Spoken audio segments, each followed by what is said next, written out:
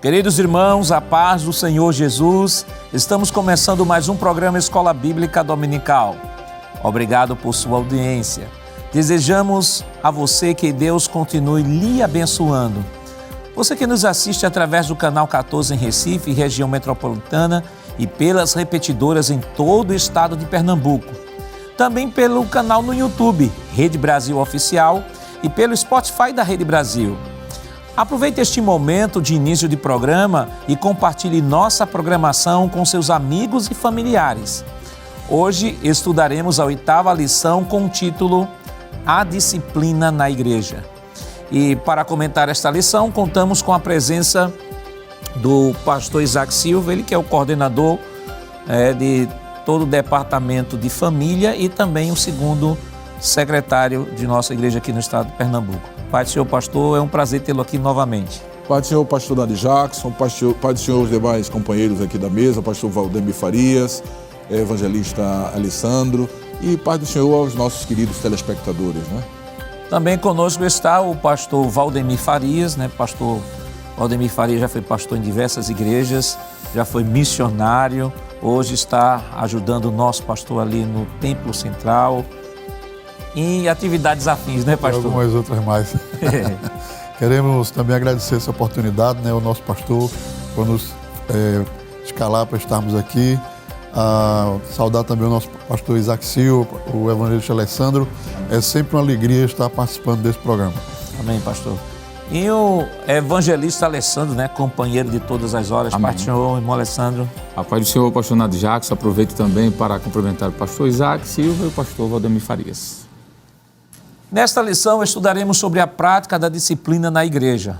Mostraremos que uma igreja que não corrige seus membros perde a sua identidade, resultando em uma igreja fraca, anêmica e sem testemunho cristão. Por fim, elencaremos que a disciplina cristã é um processo formativo do caráter cristão nas modalidades corretiva e formativa.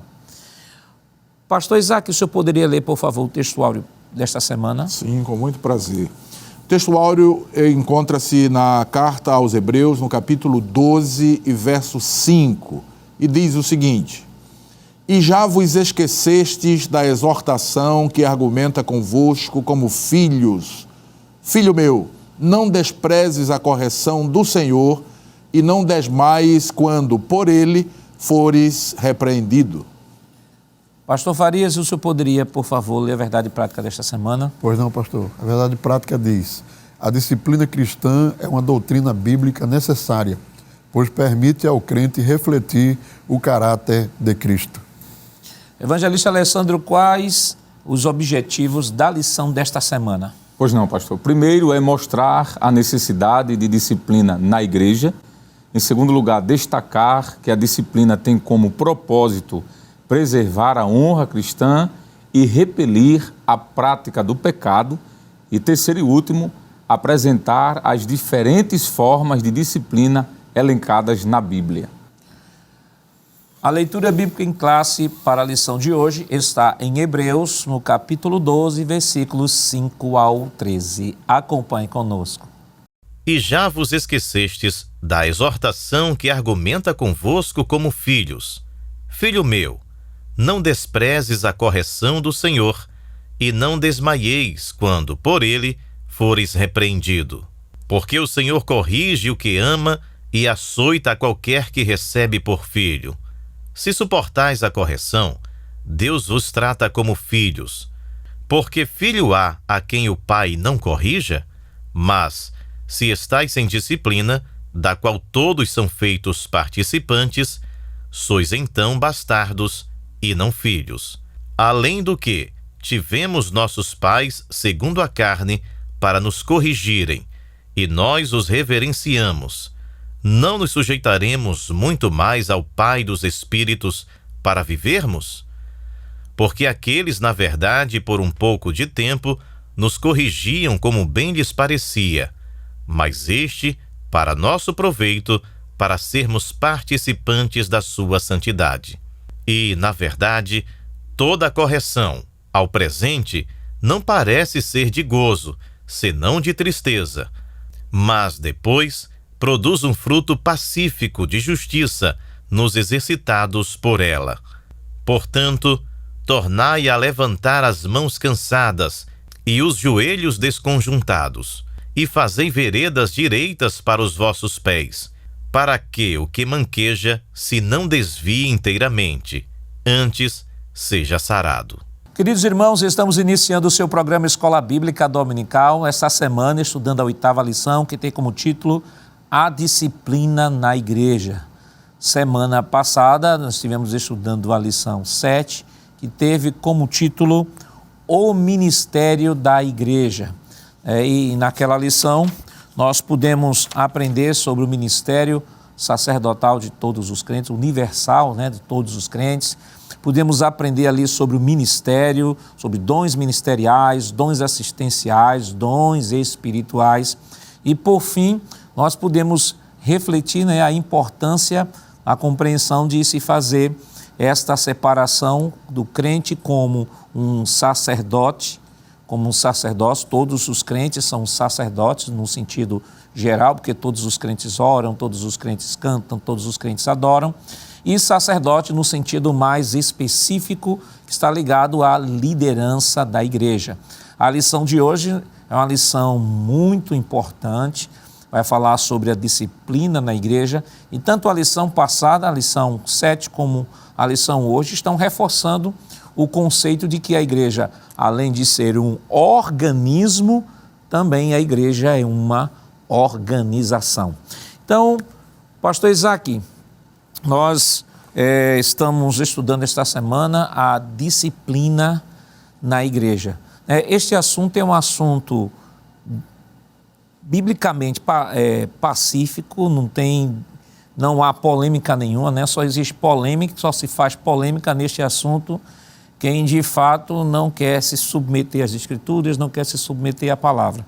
Mas é um assunto que a gente percebe tanto no Antigo quanto no Novo Testamento e que faz parte da vida da igreja, porque são princípios que são estabelecidos na própria Escritura para a vida diária na igreja.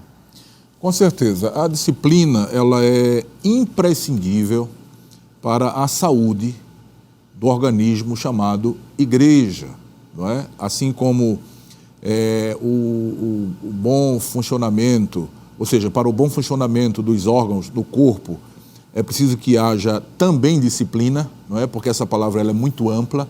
Disciplina, por exemplo, naquilo que a pessoa ingere como alimentação, disciplina na questão do exercício físico, para tratar a questão que o corpo funcione bem. Na igreja, no sentido espiritual, a disciplina também é imprescindível para que o corpo, a igreja, funcione bem. Uma igreja que se diz cristã, ela não pode abandonar a disciplina, até porque a disciplina também significa instrução, não é? Pode-se dizer que é um conjunto de normas, como nós vamos ver mais à frente, não é? Na definição, nós vamos ver que o cristão ele precisa obedecer determinadas regras, determinadas normas estabelecidas pelo Evangelho de Cristo, não é pela cabeça de A, B ou C, é por aquilo que Jesus deixou registrado, para que ele possa viver uma vida cristã saudável. Na medida em que ele fica, ou seja, que a saúde espiritual do cristão, do crente, é comprometida, então a igreja Jesus deixou a igreja como uma agência para tratar as questões espirituais. Então, quem é que trata as questões espirituais de um crente que eventualmente tenha falhado do ponto de vista espiritual? É a igreja. Nós vamos ver isso ao longo da nossa aula, que a igreja tem essa autoridade, não é? De não só analisar as questões que são trazidas, não é? As confissões, o comportamento dos seus membros, como também de aplicar a correção, porque a disciplina ela tem esse viés também, que é o viés da correção. Não somente isso. Há muita gente, pastor Nadir Jackson, queridos companheiros aqui da mesa, que olha a disciplina apenas como um objeto de punição, mas não é. A disciplina ela visa corrigir um desvio, não é? Uma ação equivocada, uma ação errada, para trazer o filho para, o filho que eu quero dizer, o filho de Deus, não é? E a gente vai ver isso aqui usado de forma figurada no capítulo 12 da carta aos Hebreus, quando diz que o Senhor corrige o que ama e açoita qualquer que recebe por filho. Então, aqui, como todo mundo sabe, não é? Ou pelo menos aqueles que estudam a Bíblia, a carta aos Hebreus foi escrita num momento muito difícil para a igreja, de terrível perseguição, e para encorajar os irmãos, não é? O escritor aos Hebreus disse, olha, não desanime, não desmaie diante dessa correção, da correção, porque se Deus corrige é porque Ele ama. E tomando aqui, inclusive, uma passagem bíblica lá de Provérbios, capítulo 3 e verso 11. Não é? Então, a disciplina é importante, é imprescindível para que a igreja do Senhor caminhe saudável. Porque a disciplina, ela faz com que a igreja ela vá progredindo do ponto de vista da santificação. A gente serve a um Deus santo, a um Senhor santo, e como nós somos servos dele e a gente vai morar com ele, a gente tem que ir progredindo. É aquilo que está lá em Provérbios 4 e 18. A vereda do justo é como a luz da aurora que vai brilhando mais e mais até ser dia perfeito. Então, para a gente chegar lá que eu quero dizer, na presença de Deus, na presença de Jesus, porque chegar no céu todo mundo quer chegar, mas para chegar lá a gente tem que ter disciplina, a gente tem que ser disciplinado e quando é necessário a igreja corrige através da disciplina. Pastor Farias, o pastor Isaac trouxe aqui, em modo geral, assim, uma definição rápida de disciplina, aí de repente o professor está nos acompanhando e diz assim, mas nas Escrituras, qual é o sentido de disciplina? Eu queria chamar a tela aí, por favor, a próxima tela aqui com a definição. Aqui nós temos essa primeira tela, nós temos o mapa mental, né, da lição da escola.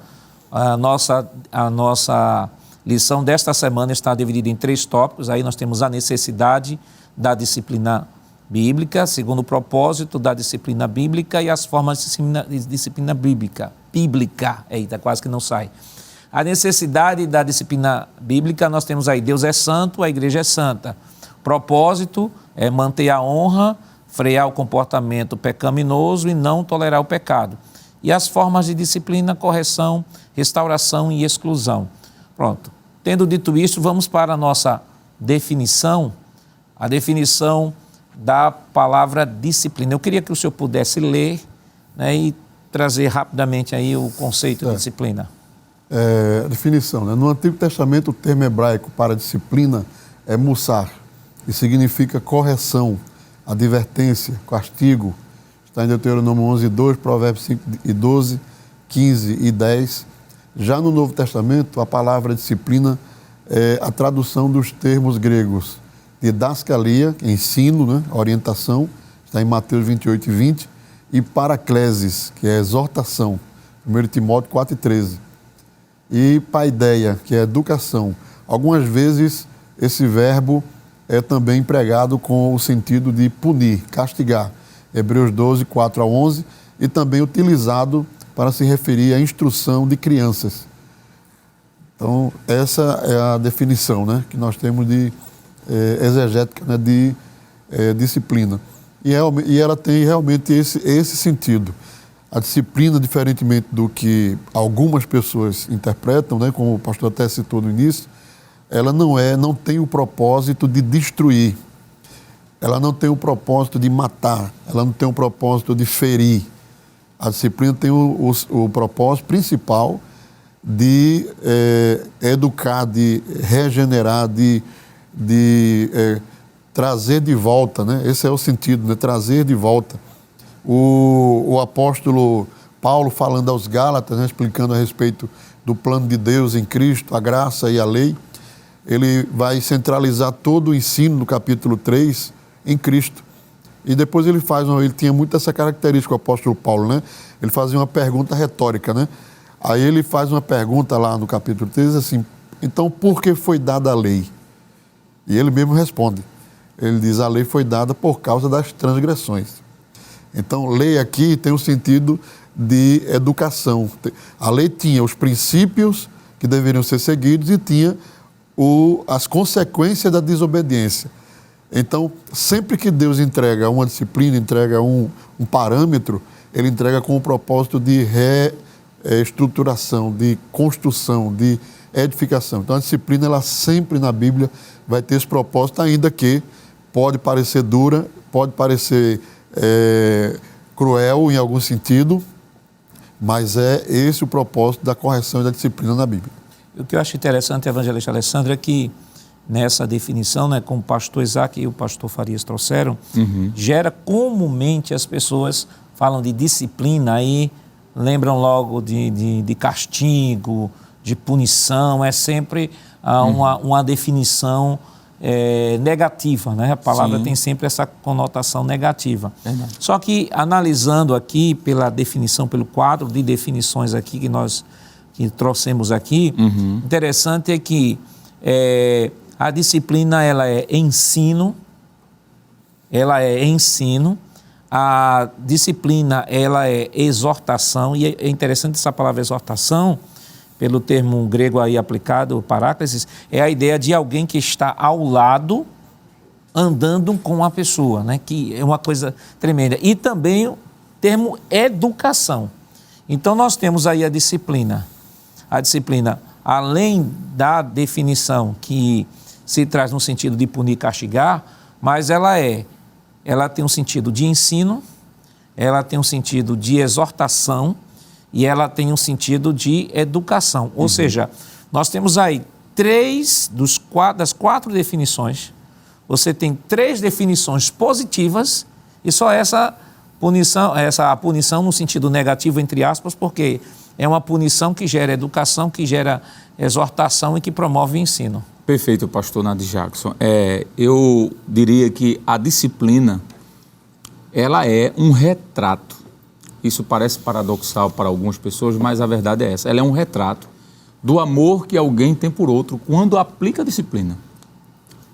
Nós temos um texto aqui, que é o texto de Provérbios, capítulo 27, versículo 6, a parte A diz: fiéis são as feridas feitas por aquele que ama. Esse texto é maravilhoso porque ele reporta a questão da disciplina. É óbvio que quando a disciplina ela é aplicada no momento, pastor, como o autor aos Hebreus trata, ela traz dores. Mas essa dor, ela vai servir de forma didática, pedagógica, para o bem de quem está passando pela disciplina. Provérbios 6 e 23, o autor diz assim, o proverbista Salomão, 3, 6 e 23. Porque o mandamento é uma lâmpada, e a lei uma luz, e as repreensões da disciplina ou correção são o caminho para a vida. Observe que a descrição aqui do texto sagrado deixa evidenciado, pastor, de que a disciplina ela tem como propósito demonstrar o amor por quem está aplicando a disciplina. Como o próprio proverbista disse, que o pastor Isaac citou o texto do capítulo 3, que diz que o pai que ama o seu filho o disciplina.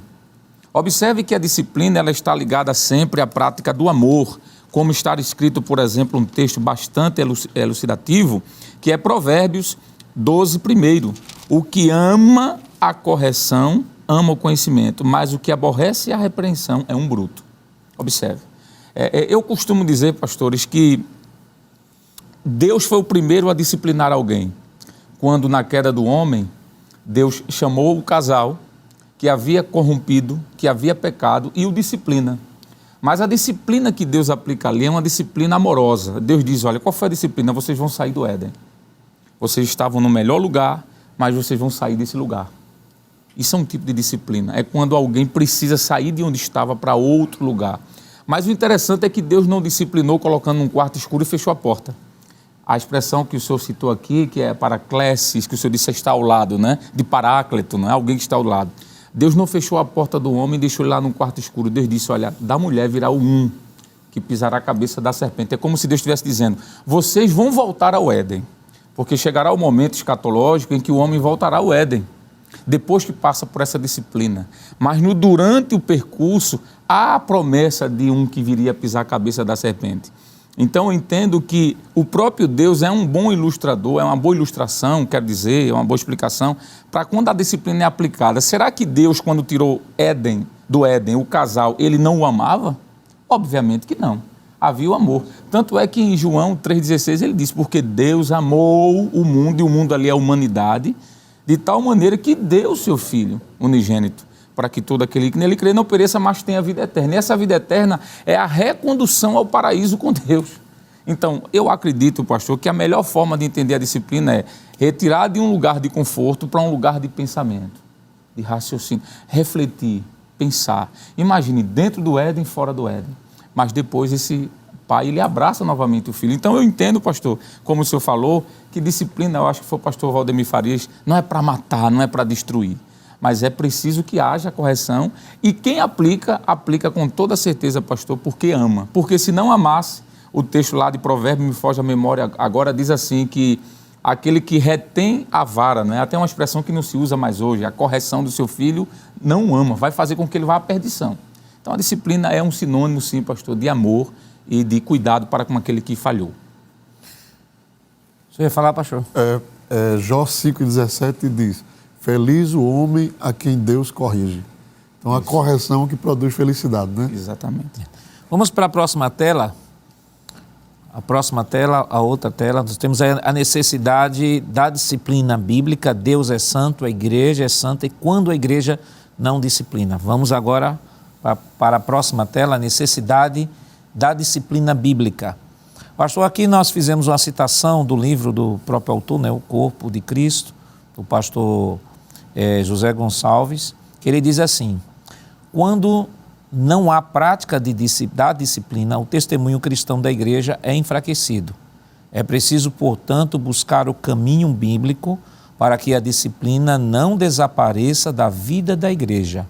Aqui, disciplina não é sinônimo de castração, mas de restauração. O que é que a gente pode comentar, pastor? Veja, eu quero somar a este texto agora lido pelo senhor a um outro texto que tem tudo a ver com o contexto aqui, porque inclusive está dentro do contexto do que foi citado no texto áureo, que é Hebreus capítulo 12, para a gente entender isso aí. Hebreus capítulo 12 e verso 10. Olha o que a palavra de Deus diz. Porque aqueles, na verdade, está se referindo aqui aos pais humanos, não é? Por um pouco de tempo, nos corrigiam como bem lhes parecia. Está falando aqui da correção que os pais humanos aplicam aos filhos. Mas este, agora falando do Pai Celestial, para nosso proveito, para sermos participantes da sua santidade. Então aqui está o objetivo da disciplina. Por que a disciplina é necessária? Porque existe uma relação entre o Deus Santo, não é? O único Deus, o Deus Santo, verdadeiro, e um homem, ou os homens, por assim dizer, né? Porque são no coletivo, pecadores. Então, quando estes homens decidem retornar, recebendo gratuitamente a oferta do retorno, é aquilo que o pastor Farias falou, não é? A correção, ela faz com que a disciplina, ela é uma correção de rota. Ela faz com que a pessoa retorne para o lugar de origem, no sentido da comunhão com Deus, certo? Então, quando o homem ele faz esse retorno, essa conversão, para ele chegar à presença de Deus, que é santo, faz-se necessário a disciplina, não é? A disciplina como um conjunto de normas de instrução, e esse conjunto de normas está aqui, é a palavra de Deus, e a disciplina como um ato da igreja aplicado para a correção de alguém que em algum momento desviou da rota, não é? Tomou um caminho diferente, praticou ou agiu de alguma forma contrária às Escrituras. Então a igreja, que a gente vai ver mais à frente um pouquinho, tem a autoridade dada por Deus para aplicar. Nós vamos ver o texto ali, né, mais à frente, que a igreja, que Jesus disse assim, a quem vocês perdoarem os pecados, serão perdoados. E a quem vocês retiverem o pecado, os pecados serão, está lá em João, capítulo 20, verso 23. Aqueles a quem perdoardes os pecados, lhes serão perdoados, e aqueles a quem retiverdes, lhes serão retidos. João capítulo 20 e verso 23. Então não tem esse negócio de autodisciplina, porque Deus estabeleceu a igreja como a agência divina para tratar as questões espirituais dos seus membros, daqueles que compõem a noiva de Cristo. Então, se tem alguém, não é um pastor que disciplina, não.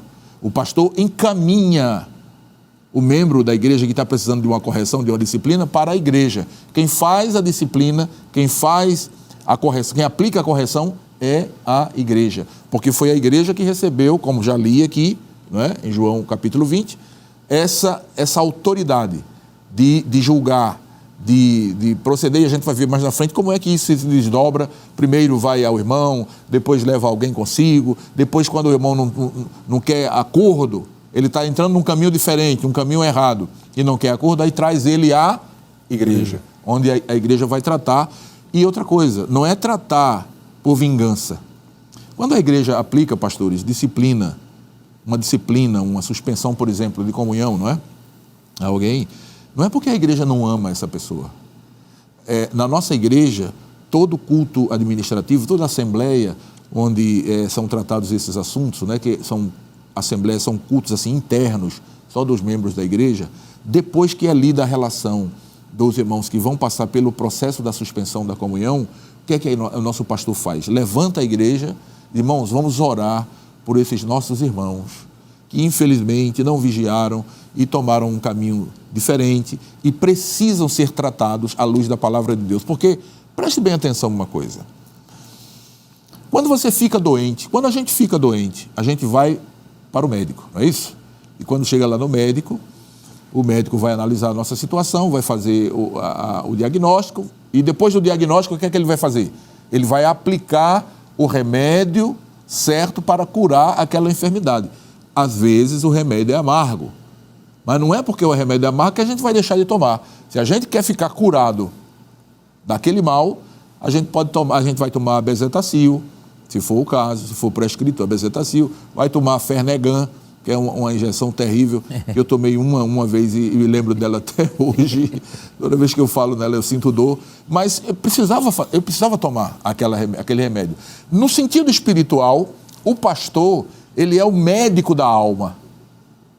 Então, quando a igreja é o hospital, quando a pessoa comete uma falha que macula a sua alma, não é? Que adoece a alma espiritualmente, o que é que a pessoa deve fazer? Vir ao líder, ao pastor, e tratar daquilo ali. E o pastor, se for o caso, leva à igreja e diz, meu irmão, vamos tratar o nosso irmão. E às vezes o médico diz, olha, você vai ter que ficar 15 dias de repouso. Isso é normal quando a gente vai ao médico com uma doença grave, né? Dependendo se eu fica 15 dias de repouso, se eu fica 30 dias, se eu vai para o benefício até melhorar. Então, na igreja também é a mesma coisa. Às vezes a igreja tem que tirar uma pessoa do lugar, colocar no outro e dizer, olha, fica aqui, a gente vai ficar acompanhando você, a gente vai cuidar de você, até que você seja recuperado. Esse assunto está muito bom, pastor, mas vamos dar um rápido intervalo. Daqui a pouco nós retornamos, estaremos ainda comentando sobre a necessidade da disciplina bíblica na igreja. Não saia daí, voltamos já já.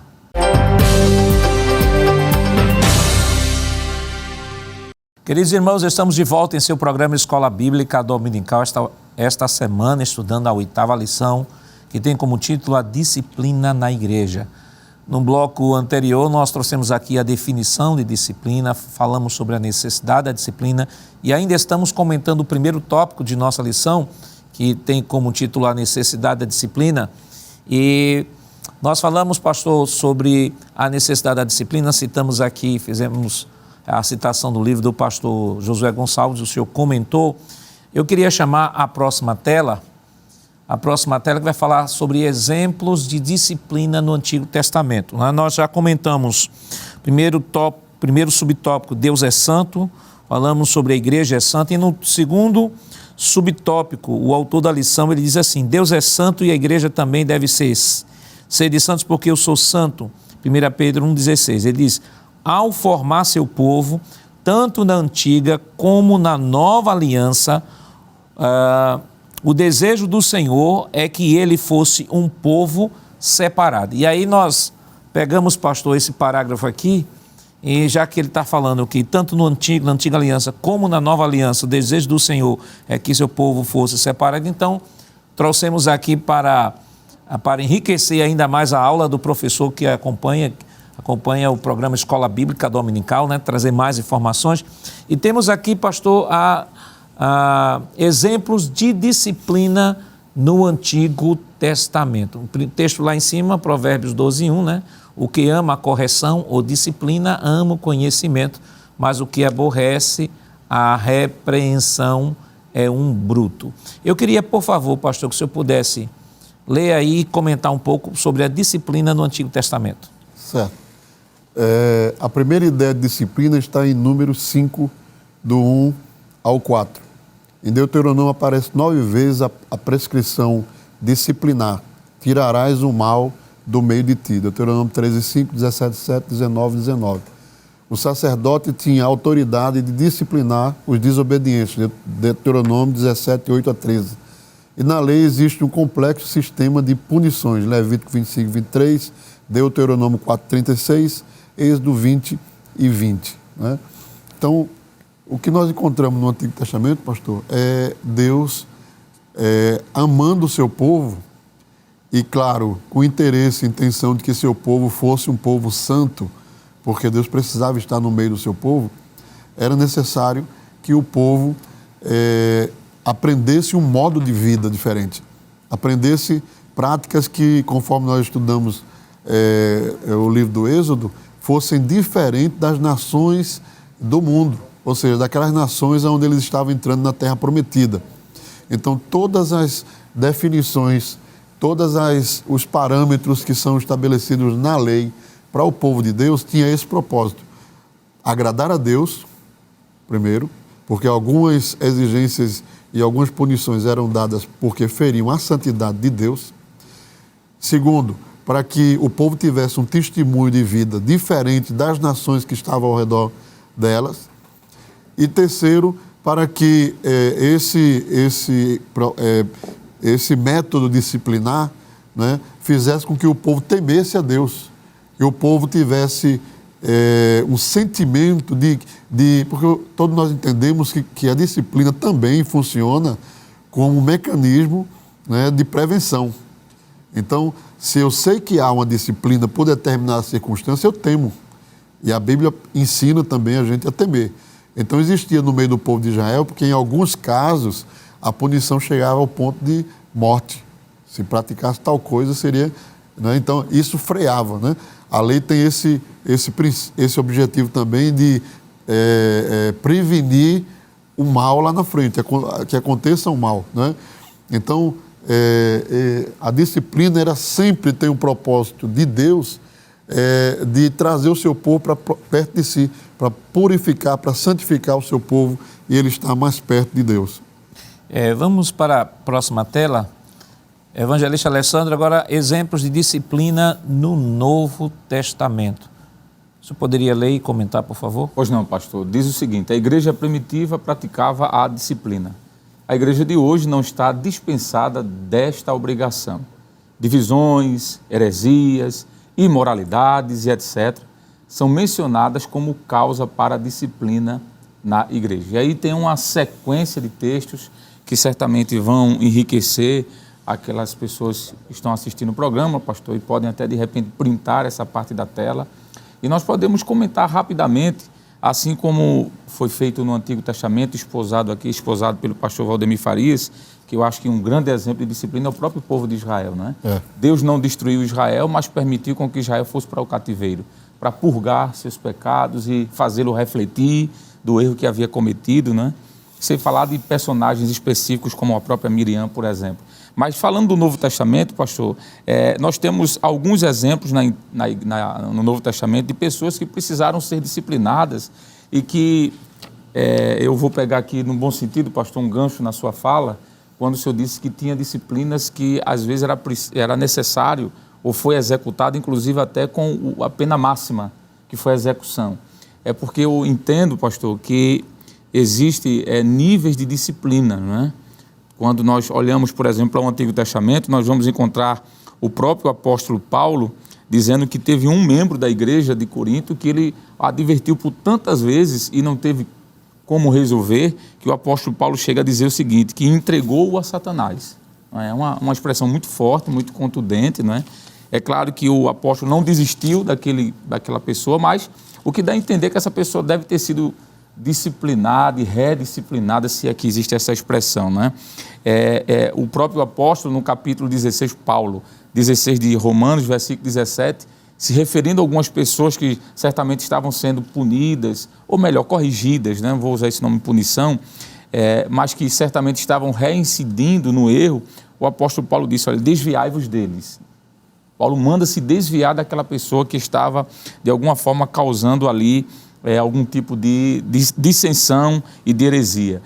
O próprio apóstolo Paulo, só citando aqui, como por exemplo, Himeneu e Alexandre, né, trouxeram grandes problemas, segundo a carta que Paulo escreve aos Coríntios, capítulo 2, versos 17 e 18, e também primeira carta a Timóteo, no capítulo 1, no versículo 20, Paulo manda ter cuidado e até afastar-se. O apóstolo João, assim na mesma linha do apóstolo Paulo, ele é tão incisivo que ele diz para alguns que não queriam se submeter à disciplina da igreja, que nem os saudasse. Inclusive o apóstolo disse assim, olha, nem os saudeis, não estejais com eles e nem os saudeis. Nós poderíamos citar aqui 2 Tessalonicenses 3 e 6, primeira carta de Paulo a Timóteo, capítulo 6, verso 3 e verso 5, quando Paulo diz, a estes tais eu te digo, apartai-vos.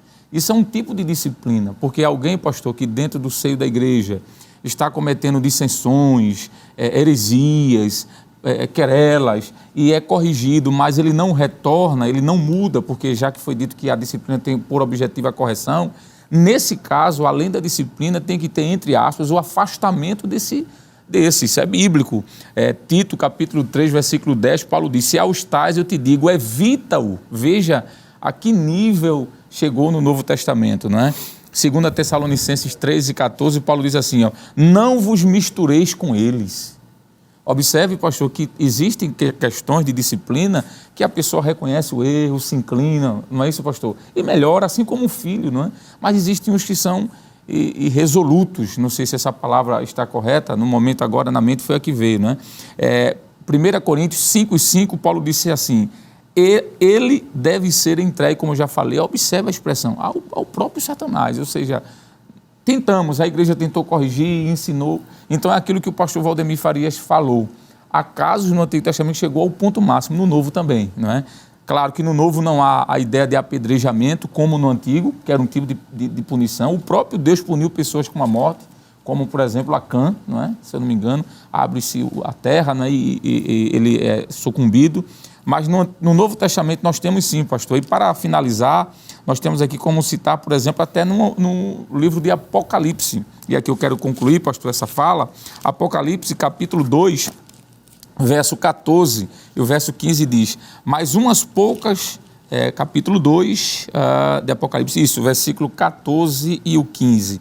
Diz assim, mas umas poucas de coisas tenho contra ti, porque tens lá, no meio da igreja, né, os que seguem a doutrina de Balaão, o qual ensinava Balaque a lançar tropeços diante dos filhos de Israel, para que comessem dos sacrifícios da idolatria e se prostituíssem. Aí no versículo 15 diz assim, assim tens também os que seguem a doutrina dos nicolaítas, o que eu aborreço. Veja, isso aqui é o próprio Jesus falando. João foi só o escritor, aqui a fala de Jesus. Então, aquelas pessoas que no seio da igreja traziam esses tipos de problema e aborrecimentos, eles deveriam, pastor, sim, serem, se necessário, até excluídos. Porque na definição que o pastor Isaac falou, que ele leu aqui, a disciplina ela pode ser corretiva, ela pode ser, além de trazer o aspecto corretivo, preventivo e formativo, né? Ela pode trazer uma formação, mas se for necessário, até o último caso, que é uma exclusão. Pastor, uma coisa que eu percebo é que, por exemplo, as pessoas que são resistentes à disciplina, quase na sua totalidade, são pessoas que têm um conceito equivocado de amor, de perdão e de justiça. É como se o amor... Aí não, o amor, pega o texto fora do contexto, o amor cobre a multidão de pecados. Então, como se o amor fosse complacente com todas as situações, mesmo, veja que inicialmente nós vimos que Deus é santo, a sua igreja é santa, e por conta de que Deus é santo e sua igreja é santa, a disciplina deve existir para manter esse caráter de santidade. Mas algumas pessoas não conseguem compreender, e aí tem um conceito equivocado de disciplina, porque o seu conceito equivocado está em amor, perdão e justiça. O terceiro subtópico, eu queria voltar àquela tela principal, o terceiro subtópico de nossa lição, quando a igreja não disciplina, o autor diz o seguinte, aqui na revista, diz: se a igreja como corpo de Cristo deve ser santa, 1 Coríntios 3,16, da mesma forma o cristão, como membro desse corpo, deve ser também, 1 Coríntios 6,19. A santidade faz parte da identidade do cristão, Efésios 1:1. Logo, a falta de disciplina acaba embotando essa identidade. Aí algumas pessoas, com esse conceito equivocado de disciplina, de amor e tal, quando se deparam com textos como esse, por exemplo, é um dos textos, dentre tantos textos do Novo Testamento, nós temos esse texto aí de 1 Coríntios 5, que é um texto emblemático. O texto, Paulo deixa claro lá, que era um camarada que estava dormindo com a mulher do pai. Segundo a problemática, a igreja sabia, estavam tolerando esse pecado. Paulo confronta a igreja, aqui todo o contexto, né? Paulo confronta a igreja. Paulo diz: será que vocês não têm vergonha? Ele ainda diz: nem ainda vos entristecestes. Isso, ainda não vos entristeceste. Veja, o problema maior ainda, né? Que além de estar convivendo com o problema, já haviam se acostumado com o problema. Aí eu lembro que o pastor Isaac, no bloco anterior, diz assim que na verdade o pastor ele não disciplina. Quem disciplina é a igreja, né? Aí o próprio texto lá de 1 Coríntios 5, 4 diz assim: em nome do Senhor Jesus, reunido vocês e o meu espírito, ou seja, a igreja que estava sendo convocada para promover essa disciplina. Então, quando um crente que é antidisciplina se depara com um texto desse, eu já vi até alguém dizer assim: não, isso aqui a gente tem que entender de maneira alegórica, porque Paulo em nenhum momento mandaria expulsar a pessoa da igreja. Isso aqui deve ter algum sentido alegórico, porque na verdade ela não consegue compreender de que o amor de Deus é um amor zeloso, é um amor que busca preservar a santidade e o caráter daquele que se relaciona com ele. Com certeza.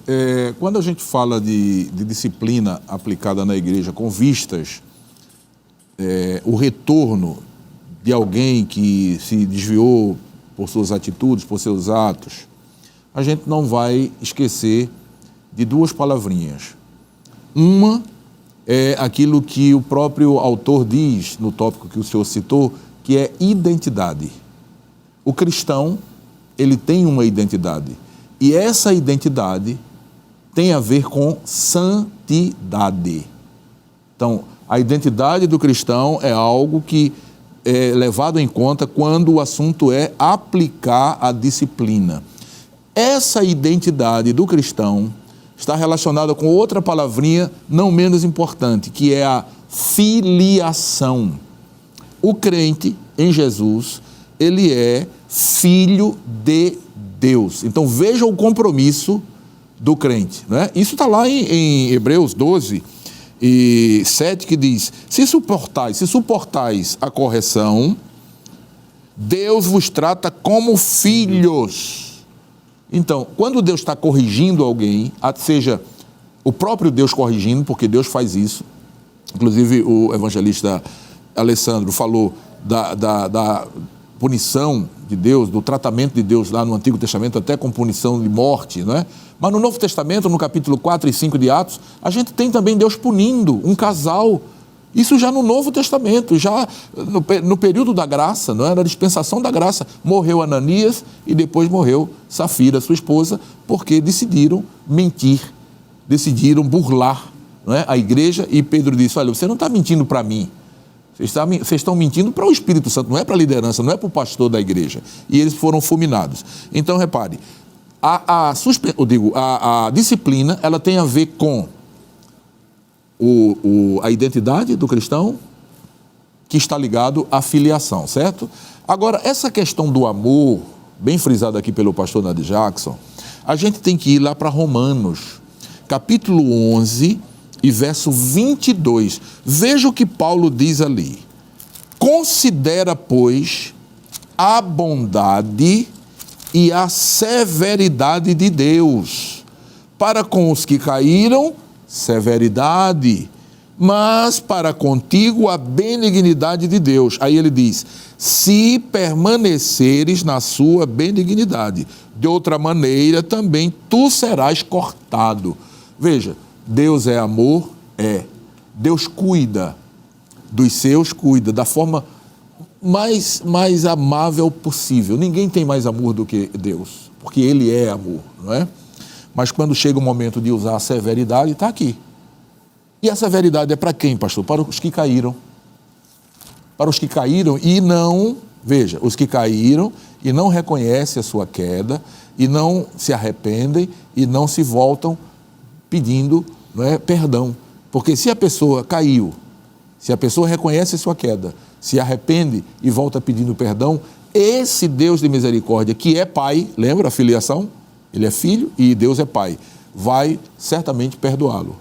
E é claro, se a igreja é uma agência de Deus aqui na terra para tratar as questões espirituais do povo de Deus, então a igreja vai aplicar a correção, a disciplina, e depois vai trazer essa pessoa de volta para o seu seio e dizer, não, meu irmão, o senhor foi tratado, agora o senhor volta à comunhão com a igreja e vai viver a sua vida como um cristão, dando um testemunho de cristão, não é?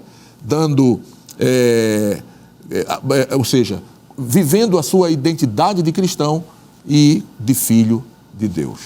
Pastor, o que eu acho interessante é, voltando ainda, pastor Farias, ao texto de 1 Coríntios, capítulo 5, que é um texto que porque você tem dois grupos, dois extremos que devem ser evitados. Primeiro extremo é aqueles anti-disciplina. Não, meu problema eu trato diretamente com Deus, não tenho que tratar com o pastor, não tenho que tratar com a igreja, isso é coisa de Deus. Se eu pecar, eu peço perdão a Deus, Deus me perdoa e ponto final, é comigo e Deus.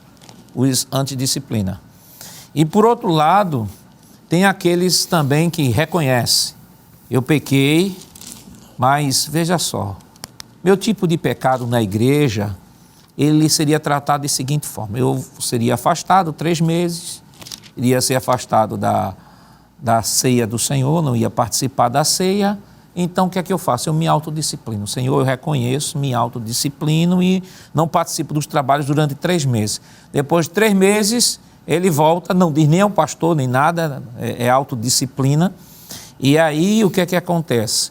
Ele volta, entre aspas, à comunhão da igreja novamente, volta a cear, só que acaba entrando dentro daquele princípio lá de 1 Coríntios 11, por causa disso, há entre vós muitos fracos, doentes muitos que dormem.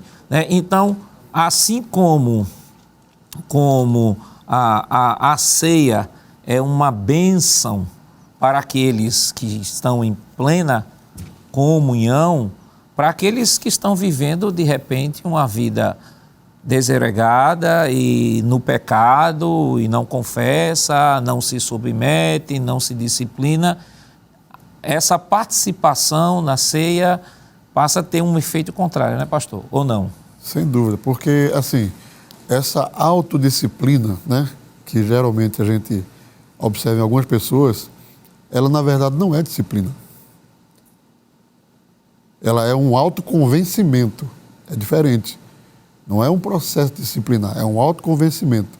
A pessoa, por si só, ela, na verdade, não quer confessar e ela cria uma metodologia própria para que justifique que... Então, não é uma disciplina em si. A gente chama de autodisciplina, mas na verdade não é. É um autoconvencimento. Na verdade, aquele assunto não foi tratado. É uma coisa interessante também que a gente precisa dizer, e a gente sempre fala nos 3 meses, né, basicamente. Mas 3 meses é um prazo mínimo, porque dependendo da circunstância, da repercussão, dependendo dos prejuízos, são uma série de fatores que só quem pode dar esse veredicto é aqueles a quem Deus chamou para estar liderando o rebanho, para estar liderando a igreja. Então, a pessoa precisa ir ao ministério, ir ao pastor, aquele representante do pastor, para que o pastor oriente qual o caminho que a pessoa deve tomar, para que realmente aquele processo disciplinar seja eficaz. Porque o versículo que o senhor citou, de 1 Coríntios 11, versículo 30, esse aí já é justamente uma punição divina aos autojustificados. Porque ele diz aqui que a pessoa não considerou o sacrifício, não considerou a realidade do que é a ceia. Por causa disto, então são pessoas que se auto-julgaram, criaram um sistema para si próprio, né, tentando resolver a sua situação, mas que ao mesmo tempo não resolveu nada, porque se tivesse resolvido, não seriam julgados pelo Senhor, para não ser condenado com o mundo. Então, aqui demonstra que houve uma ausência de correção. E como houve uma ausência de correção, Deus precisou intervir, que inclusive aqui também é um tratamento para salvar, Deus precisou intervir para que aquela pessoa não se perca, porque para que não sejamos condenados com o mundo. Então, é preciso ter muito cuidado com isso, com essa autopunição, com esse sentimento de autoajuda, né? É preciso que se diga isso, é preciso que a pessoa procure a liderança da igreja e trate abertamente o seu caso. Pastor, só um adendo aqui a essa fala importantíssima do pastor Valdemir Farias, é que é o seguinte, não existe autojustificação. Perante Deus, quem justifica o homem é Jesus. Essa justificação, o ato da justificação, ele se deu na cruz. Quando Jesus morreu, o seu sangue derramado justifica todo pecador que nele crê, certo? Então, o ato da justificação foi operado por Jesus. Só que Jesus estabeleceu a sua igreja, a igreja, como a agência, porque, claro, a igreja está aqui na terra, é formada por seres humanos falíveis, que poderiam eventualmente cometer falhas. Aí Jesus estabeleceu a sua igreja como agência do reino de Deus para tratar questões espirituais do seu povo. Veja, eu vou ler de novo. 20 de João, capítulo 20 de João, verso 23. Aqueles a quem, isso é Jesus falando, aqueles a quem perdoardes os pecados, lhes serão perdoados. E aqueles a quem o retiverdes, lhes serão retidos. Então veja o poder que Jesus deu à igreja para tratar essas questões espirituais envolvendo os membros da igreja, envolvendo o seu povo, não é? Então não é a autojustificação. Qual é a justificação que o homem tem diante de Deus? Ele vai se justificar de quê? Claro, a primeira coisa, ele tem que se arrepender, abandonar, confessar e deixar. A Bíblia diz, aquele que confessa e deixa, alcança misericórdia. E, evangelista Alessandro, voltando aí no texto isso aqui é o texto base, que eu acho que é o caso mais flagrante assim, de sim, pastor, disciplina no Novo Testamento, e não só flagrante pelo ato em si, mas pelo desdobramento, né? Que algumas pessoas se escandalizam quando Paulo diz assim, e deve ser entregue a Satanás, e Paulo diz assim, e no final, versículo 13, ele diz, os de fora, esses Deus julgará, expulsem o malfeitor do meio de vocês. Está falando daquele camarada, expulsem. Sim. Só que o versículo 5 diz assim, que esse tal seja entregue a Satanás para a destruição da carne, a fim de que o espírito seja salvo no dia do Senhor. Ou seja, o que aparentemente está sendo um julgamento severo por parte de Paulo, aparentemente, porque o contexto aqui, nós temos aqui o que o texto está falando, mas o contexto de fato, o que aquilo estava causando na igreja local, só Paulo pode mensurar isso. Perfeito. Né? Para tentar explicar para esses que acham que Paulo foi severo demais. Já vi pessoas até dizerem, Paulo aqui errou.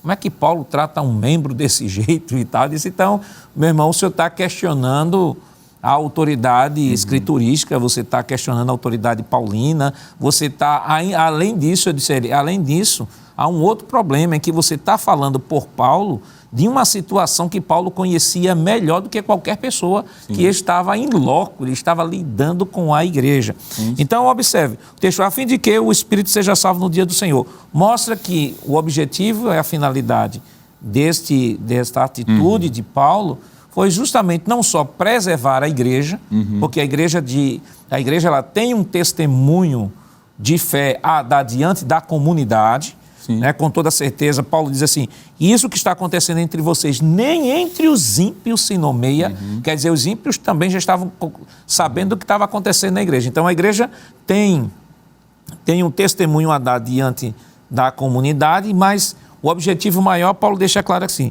a fim de que o seu espírito seja salvo no dia do Senhor. Ou seja, Paulo estava preocupado, na verdade, com a restauração daquele indivíduo. Sem sombra de dúvida, pastor. Esse versículo, que é o versículo de número 5, deixa de forma clara isso. Inclusive, eu vi um comentarista, um expositor, dando uma explicação que eu achei, pastor Isaac e pastor Valdemir Farias, bastante coerente. Quando ele diz assim, que ele seja entregue a Satanás para a destruição da carne. Veja que ele não está falando quanto à questão da salvação, é a questão do corpo.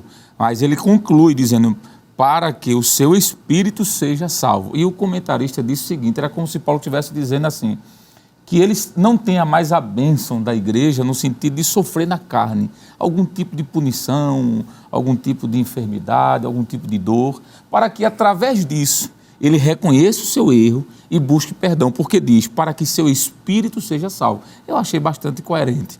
E uma coisa que a gente ainda pode acrescer, pastor, na sua fala, que foi muito boa, é que o versículo 6 e 7, Paulo diz o porquê disso, para a santidade da igreja. Paulo diz assim, olha, não é boa a vossa jactância, só a vossa tolerância, né? Não sabeis que um pouco de fermento faz levedar toda a massa? Paulo estava dizendo, ó, se ele não for punido, outros vão fazer a mesma coisa e vai ficar por isso mesmo. Aí Paulo conclui, alimpai-vos, pois, do fermento velho, para que sejais uma nova massa, assim como estáis sem fermento. Então veja que Paulo estava falando do propósito da salvação daquele indivíduo, mesmo que fosse pelo sofrimento da carne, como dizem que o seu corpo fosse entregue. Mas, em segundo lugar, Paulo estava avisando o bem da comunidade, pastor. Acontece algo muito semelhante com Jesus, quando ele está tratando com a igreja de Pérgamo. Porque capítulo 2 de Apocalipse, versículo 16, o Senhor disse o seguinte, o Senhor fala sobre uma punição, mas antes ele fala de um arrependimento. Ele diz assim, arrependei-vos, pois, quando não em breve virei a ti, e contra eles batalharei com a espada da minha boca. Veja que antes da punição, o Senhor Jesus fala do arrependimento, arrependei-vos. O que está no verso 21, por exemplo, deste mesmo capítulo, que agora já é a igreja de Tiatira, o Senhor diz assim, eis que aporei, eu entendo que isso aqui tem a ver com Paulo, quando ele disse, entregue o seu corpo a Satanás. Isso tem a ver com a questão física, como eu falei do entendimento desse autor. Veja o que é que Jesus disse, para os desobedientes, né? Eis que aporei numa cama. Aí ele continua, e sobre os que adulteram com ela, virá grande tribulação. Veja, cama dá ideia de sofrimento, de adoecimento, tribulação também. Aí diz, se não se arrependerem das suas obras. Então a punição seria se não tivesse um arrependimento. E Jesus continua, e ferirei de morte os seus filhos. Coaduna-se com a fala de Paulo lá aos Coríntios. E todas as igrejas saberão que eu sou aquele que sonda os rins e os corações. E ele conclui majestosamente dizendo, e por isso darei a cada um segundo as vossas obras. Eu entendo, pastores, que isso aqui tem muito a ver, tudo que a gente está conversando aqui sobre Paulo, sobre a igreja de Éfeso, Tiatira, sobre a história, a parábola do filho pródigo, né? A Bíblia conta que ele saiu, ele errou, sofreu, mas depois caiu a ficha, disse, sabe uma coisa, eu vou voltar e vou pedir perdão ao meu pai. E ele voltou, e quando ele voltou, ele recebeu graciosamente o perdão do pai, mas depois que houve um arrependimento. Se continuar no lamaçal, continuar comendo lá com os porcos, não vai alcançar a graça. Então a misericórdia vem através do arrependimento. E a disciplina tem como propósito isso, dizer, olha, você errou, mas tem solução. Se você se submeter, como disse Jesus aqui, a minha espada não será inflamada contra vocês. Então eu penso, pastor, que esse texto de Paulo foi para salvação da vida daquele homem, preservação da santidade da igreja e também conscientização para os que estavam de dentro, para que não viesse fazer a mesma coisa. Mas qual o propósito da disciplina? Isso nós estaremos comentando depois do nosso rápido intervalo. Voltamos já.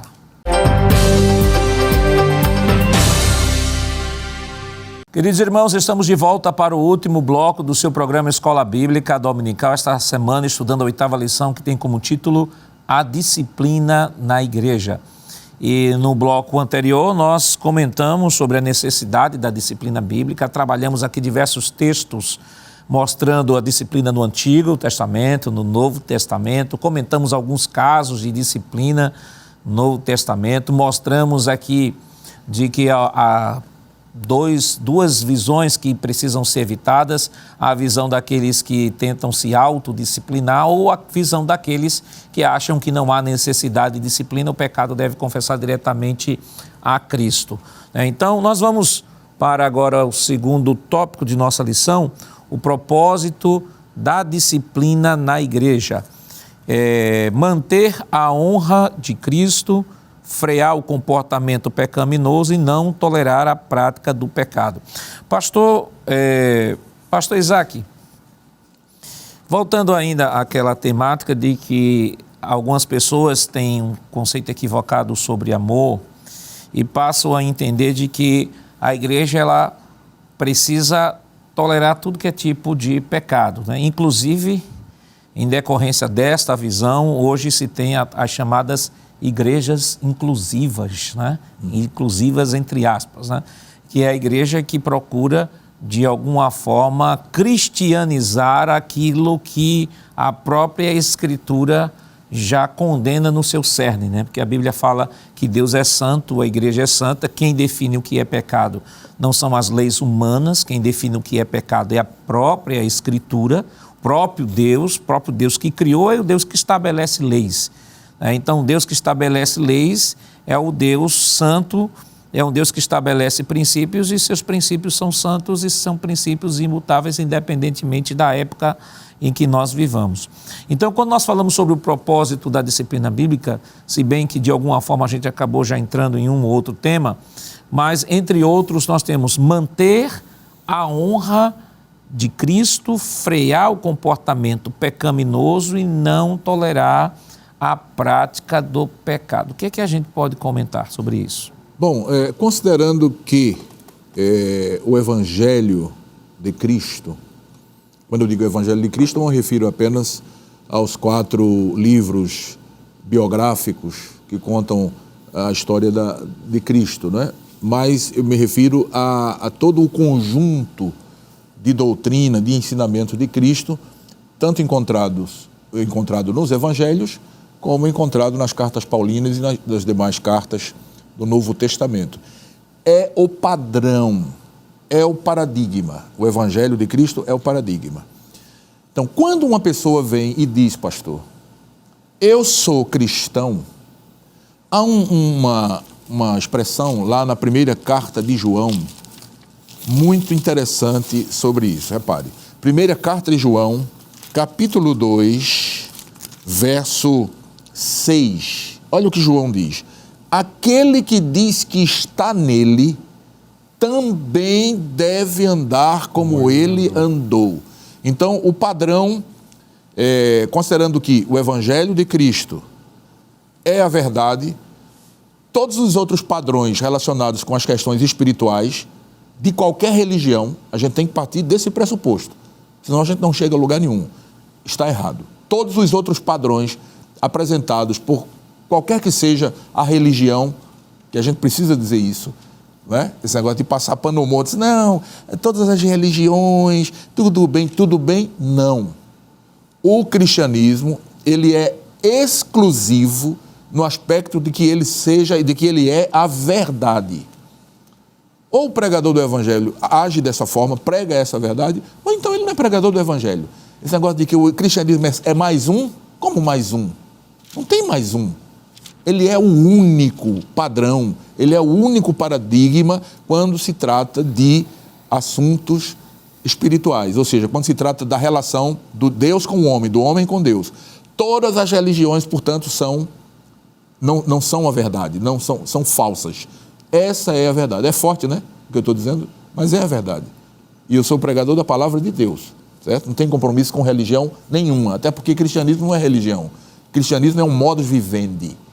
Quem diz que é religião é o IBGE, certo? Porque tem que apresentar estatística. Mas pela palavra de Deus, lá no capítulo 3 de João e capítulo 4 de João, a gente vai aprender que o cristianismo é um modus vivendi, é viver pelo Espírito, é nascer de novo. Jesus disse a Nicodemos, é ser uma nova criatura. Isso é cristianismo. Tem nada a ver com religião, certo? Agora, religião nada mais é do que uma tentativa humana de se religar a Deus. Isso é religião. Até pela palavra que vem do latim religio, que é religar, não é?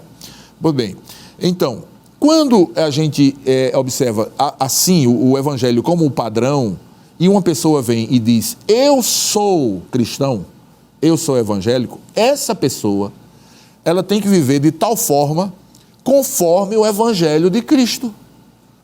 Paulo disse isso, somente deveis portar-vos conforme o evangelho de Cristo.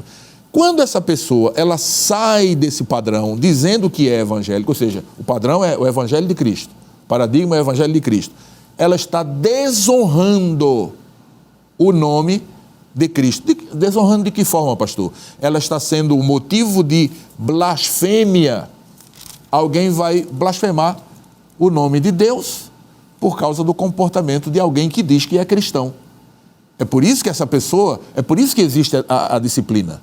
Para que essa pessoa, não é, possa, para que as pessoas que se dizem que são crentes, que são cristãos, possam honrar o nome de Cristo.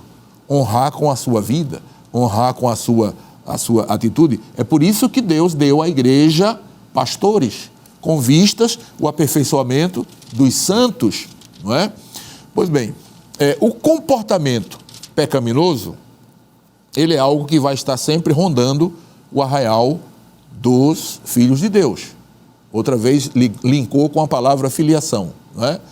O arraial dos filhos de Deus, aqueles que nasceram de novo, esse arraial vai estar sempre sendo, assim, de certa forma, acompanhado pelos comportamentos, pela concupiscência, pelas tentações, de um modo geral, não é? Então, a disciplina, como disse o pastor Farias, vai servir de muro de contenção, que o indivíduo vai entender. Diz, não, se eu passar dessa linha, não é? Eu vou ter algumas consequências. Eu vou sofrer algumas consequências. Tanto do ponto de vista humano, aqui na Terra, porque a igreja é a agência do reino de Deus para tratar das coisas espirituais aqui na Terra, como também em relação a Deus. Então a pessoa diz, não. Aí freia o quê? Freia o comportamento pecaminoso. Né? Freia o comportamento pecaminoso. E, finalmente, vem o seguinte, a igreja de Cristo, eu vou concluir com essa fala aqui, ela tem, prezados companheiros, o dever de repudiar, de não tolerar no seu seio o pecado. Senão ela deixa de ser igreja de Cristo. Ela pode ser igreja de quem quer que seja. A igreja de Cristo não vai tolerar jamais o pecado no seu seio, porque o pecado é contrário, não é? Aquilo que o paradigma, que é o evangelho de Cristo, estabelece como padrão para o homem. Foi o pecado que levou Cristo à cruz. Como é que a igreja vai tolerar no seu seio o pecado? Se a igreja é a igreja de Cristo, está unida a Ele, é corpo dele. Então a igreja não pode tolerar o pecado e trata o pecado como, pastor? Com a disciplina. Pastor, nós citamos aqui, pastor Farias, 1 Coríntios 5, está falando do pecado e imoralidade, mas a igreja de Corinto, Paulo teve muitos desafios. Entre os desafios que Paulo teve naquela carta, ou naquela igreja, houve um problema de rebelião interna, que haviam, não se sabe se uma pessoa, se alguns autores dizem assim, era um que influenciava outros dizem, não, era um grupo de pessoas. O que se sabe é que havia um grupo dissidente dentro da igreja que não queria receber ou reconhecer a autoridade do apóstolo Paulo. 2 Coríntios, capítulo 3, aí eu vou ler alguns textos aqui e quero que o senhor comente. 2 Coríntios, capítulo 3, versículo 1, Paulo nos diz assim: estamos começando outra vez a recomendar a nós mesmos, ou será que temos necessidade, como alguns, de entregar carta de recomendação para vocês ou pedi-las a vocês? Ou seja, havia uma rebelião tão grande dentro da igreja com relação ao pastor Paulo, que os crentes disseram assim: olha, vocês querem vir aqui, Paulo, na igreja? Traga a carta de recomendação. Aí Paulo disse: como é que eu vou trazer a carta de recomendação? Veja o que Paulo diz: vocês são a nossa carta, escrita em nosso coração, conhecida e lida por todos. Isso entristeceu muito o coração de Paulo.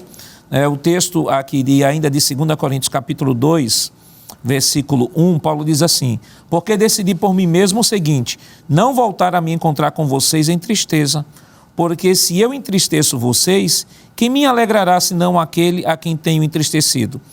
E escrevi isso para que, quando eu for, não seja entristecido por aqueles que deveriam me alegrar, confiando em todos vocês, de que a minha alegria é também a alegria de vocês. Versículo 4. Porque lhes escrevi no meio de muitos sofrimentos e angústias de coração, com muitas lágrimas, não para que vocês ficassem tristes, mas para que soubessem do amor que eu tenho de vocês.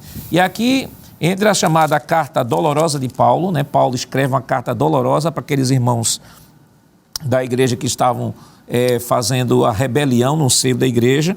E aí Paulo manda Tito levar essa carta dolorosa. Imagina, um grupo de rebelados contra Paulo. Paulo chama Tito: toma essa carta dolorosa aí que eu vou enviar, a carta que Paulo escreve. Aí veja o que o versículo 5 diz, do capítulo 7 de 2 Coríntios. Porque quando chegamos à Macedônia não tivemos nenhum alívio. Pelo contrário, em tudo fomos atribulados, lutas por fora, temores por dentro. Porém Deus, que consola os abatidos, nos consolou com a chegada de Tito.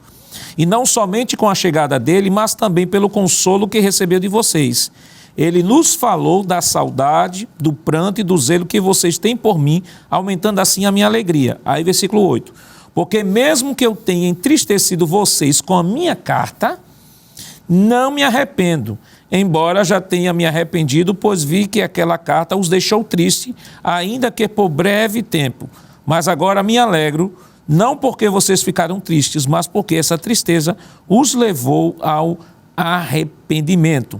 Pois vocês foram entristecidos segundo Deus, para que, da nossa parte, não sofressem nenhum dano, porque a tristeza segundo Deus produz arrependimento para a salvação, que a ninguém traz pesar, mas a tristeza do mundo produz morte. Então, se alinha perfeitamente com o texto de Hebreus 12, que estamos falando aqui, que a disciplina, inicialmente, ela não causa alegria, ela causa tristeza. Paulo escreveu uma carta dolorosa, dura. Tito levou, imagine, pastor, eu fico pensando, para mim, Tito é um dos obreiros mais maduros do Novo Testamento. Imagine, uma igreja, um grupinho que estava contra Paulo.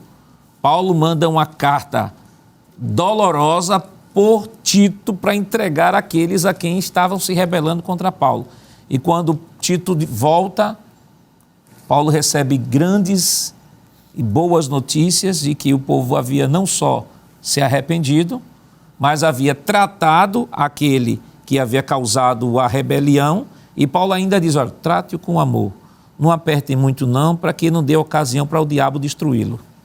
O que a gente entende, né, lendo a carta aos Coríntios, é que a ênfase do apóstolo Paulo contra os pecados de carnalidade foi muito grande, a ênfase, porque os coríntios já viviam numa cultura, a cultura dos coríntios era uma cultura pervertida.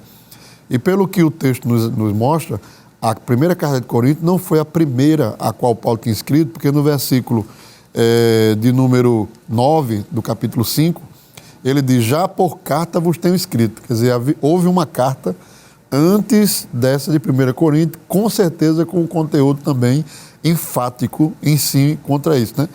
Então, o que eu vejo aqui em 2 Coríntios é o que a gente também sente nos nossos dias. Quando a pessoa é zelosa, o obreiro, né? Às vezes um pastor é muito zeloso, ele zela, ele cuida, ele trata. Existe sempre aquele grupo que acha que o pastor está sendo muito duro, está sendo muito extremista. Foi o que Paulo recebeu aqui de um grupo que estava lá em Coríntios, achando que aquela expressão que a gente falou muito aqui, né? Está entregue a Satanás. Talvez aquilo ali foi um dos pivôs, né? Desse, não sei, mas pode ter sido, desse sentimento que eles quiseram gerar contra o apóstolo Paulo e não deixar de receber ele. Mas deixar assim, seu Paulo, se eu ver, mas traga uma carta de recomendação. Quer dizer, o fundador da igreja, né, o pai da igreja, era como que tirar um pouco assim a autoridade ou a força do apóstolo Paulo. É um desaforo, né, pastor? Desaforo, né? E o apóstolo Paulo chega também a dizer, ainda na segunda carta aos Coríntios, ele chega a dizer aqui no versículo, no capítulo 1, versículo 23, invoco, porém, a Deus por testemunha sobre a minha alma. Isso aqui é muito forte. O apóstolo Paulo estava querendo dizer assim, Deus sabe o propósito pelo qual eu tratei vocês dessa forma. Ainda que parecesse que o apóstolo Paulo estava sendo forte demais, aí nessa carta, aí, quando ele manda a segunda carta, né, já sabendo o que estava acontecendo, ele usa essa expressão aqui que eu acho muito profunda, né? Quando ele diz assim, eu invoco a Deus por testemunha sobre a minha alma, que para vos poupar, não tenho até agora ido a Corinto. Então, ele está falando da sinceridade do tratamento que ele empregou, porque era necessário, ainda que foi duro, ainda que foi forte, com certeza a gente confirma isso, mas era necessário, e ele sabia que aquele tratamento ia produzir frutos espirituais diante de Deus, porque era melhor Paulo corrigir a eles do que deixar que Deus corrigisse, porque se Deus fosse corrigir aquilo ali, a coisa ia ser muito mais diferente. Né? Então, a gente interpreta toda essa situação da carta de Coríntios, que já é até motivo de estudo, né, em alguns materiais, né? Essa insatisfação, muitas vezes, do povo com a correção. E nós devemos... inclusive, ele diz ainda, eu cheguei até a falar numa doutrina, me lembrei aqui, no capítulo 6 de 1 Coríntios, versículo 11, ele diz, ó Coríntios, a nossa boca está aberta para vós, nosso coração está dilatado. Não estáis estreitados em nós, mas estáis estreitados no vosso próprio afeto. Aí diz, ora, em recompensa disto, falo como a filhos, dilatai-vos vós também. Né? É aquela pessoa que ficou emburrada, né? Emburrada com o líder, com o pastor, com o presbítero, porque ele está sendo forte ali, cuidando, aí ele fica emburrado, fica meio... Aí Paulo percebeu isso, né? E disse, eu recomendo, eu estou aberto para vós, eu estou dilatado. E eu espero que vocês também se dilatem para mim, aceitem. E graças a Deus que lá na frente Tito dá testemunho de que eles reconheceram, né? Eu gostaria de passar a próxima tela, né? Nosso tempo já está estourado, né? Nós temos aí, para acrescentar ainda aos irmãos que estão nos acompanhando, para enriquecer ainda mais, além dos 3 tópicos, do segundo tópico, propósito da disciplina bíblica, nós temos aí, evangelista, valorizar a santidade, preservação da reputação, repreender os transgressores, restaurar a comunhão, gerar temor nos demais, evitar o juízo de Deus sobre todo o povo. Então, nós temos aí textos abundantes aí que o professor pode explorar sem nenhuma dificuldade. Sem sombra de dúvida, pastor. E como o senhor sempre orienta, seria bom fazer até um print, né, dessa tela agora, de repente reproduzir no quadro, colocar lá na sala de aula. Eu acredito que isso aí arremata o conteúdo de hoje, dessa lição de hoje. E enquanto o senhor estava lendo aí, pastor, esses tópicos, né? Por exemplo, valorização da santidade, preservação da reputação, a repreensão mesmo dos transgressores e os demais, a restauração da comunhão, eu me lembrei do texto que Jesus disse para a igreja de que seus servos seriam sal do mundo e luz, né? Também desse mundo em trevas. Isso fala de toda essa preocupação com a santidade, com a comunhão entre a igreja. E uma outra coisa também é que as pessoas às vezes têm muita dificuldade de entender, pastor, a aplicação da disciplina no seio da igreja. mas esse instrumento, vou usar essa expressão, esse instrumento, ele é aplicado secularmente também. Por exemplo, alguém que trabalha numa empresa, se ele falta, ele não justifica, ele vai ser punido de alguma forma. Isso é um tipo de disciplina, pastor. Um soldado, um militar, por exemplo, que não se porta de forma adequada, ele pode até ser preso, não é assim? Alguém que de repente chega atrasado, ele pode ter no contra-cheque o desconto daquela hora. Isso é um tipo de disciplina. Alguém que passa no sinal de trânsito fechado, ele vai ser multado. Alguém que dirige sem a carteira de habilitação em dias, ele pode ser apreendido o veículo, inclusive ele responder juridicamente. Então, se no mundo secular há disciplinas para erros, e por que não no seio da igreja? Às vezes a gente tem tanta dificuldade de olhar para dentro e lá fora a gente aceita com a maior facilidade. Então eu penso, pastor, que esse quadro aí vai resumir de forma muito prática e com certeza vai ser de grande valia para os professores. Eu queria chamar a próxima tela, nosso tempo já estourou, mas próxima tela nós temos as formas de disciplina bíblica, a disciplina como modo de correção. Esse subtópico está baseado em Hebreus 12, 7. Hebreus capítulo 12 foi o capítulo que nós já comentamos aqui. Sim. O segundo tópico, a disciplina como forma de restauração, está baseado em 2 Coríntios capítulo 2, versículos 5 a 8. Nós também já comentamos aqui. E o terceiro subtópico, a disciplina como modo de exclusão, 1 Coríntios capítulo 5, versículo 13 em diante, nós também já comentamos aqui. A próxima tela, por favor, aí para enriquecer mais ainda o nosso professor, né, que está nos acompanhando. Nós temos aí repreensão particular, repreensão coletiva, repreensão pública e repreensão de exclusão. E aí Hebreus 12, 11, e na verdade toda correção ao presente não parece ser de gozo, senão de tristeza, mas depois produz um fruto pacífico de justiça nos exercitados por ela. Ou seja, a disciplina ela tem a finalidade de promover um fruto pacífico de justiça naqueles que se submetem, né? Não é só ser disciplinado, porque de repente a pessoa tem a suspensão da comunhão, mas aproveita a suspensão da comunhão para acelerar o pé aí no pecado e aí não causou restauração nem nada. Pastor, o nosso tempo foi embora, está hiper estourado, mas rapidamente, que conselho o senhor pode dar ao professor que nos acompanha nesse momento com relação à abordagem dessa lição?